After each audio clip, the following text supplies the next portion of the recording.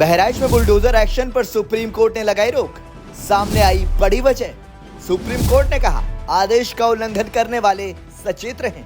बहराइच हिंसा मामले में 23 घरों पर बुलडोजर एक्शन पर सुप्रीम कोर्ट ने रोक लगा दी है, जिसमें साफ तौर पर कहा गया कि कल यानी बुधवार 23 अक्टूबर तक कोई कार्रवाई नहीं होगी।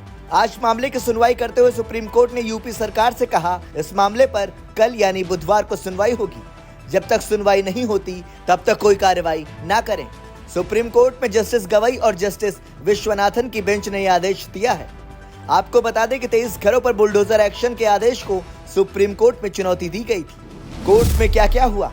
दरअसल याचिकाकर्ताओं के वकील सीयू सिंह ने सुप्रीम कोर्ट में अपना पक्ष रखा।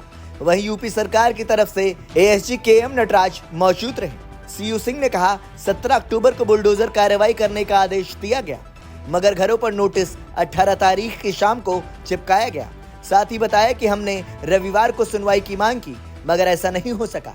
कुछ याचिकाकर्ताओं ने हाई कोर्ट में भी संपर्क किया है। हाई कोर्ट का आदेश एक प्रकार से कार्रवाई पर रोक। इस मामले पर जस्टिस विश्वनाथन ने कहा कि इलाहाबाद हाई कोर्ट की लखनऊ बेंच ने लोगों को अतिक्रमण हटाने के लिए 15 दिन का समय दिया है। कोर्ट ने कहा कि हाई कोर्ट का यह आदेश ही एक प्रकार से रोक ही है। इस पर वकील सीयू सिंह ने कहा कि इस आदेश के बाद भी हमें कोई सुरक्षा नहीं दी गई, न ही हाई कोर्ट ने अपने आदेश में कार्रवाई पर रोक की कोई बात लिखी। आदेश का उल्लंघन करने वाले सचेत रहें। जस्टिस गवई इस मामले पर सख्त नजर आए। उन्होंने कहा कि बुलडोजर एक्शन पर सुप्रीम कोर्ट का आदेश साफ है।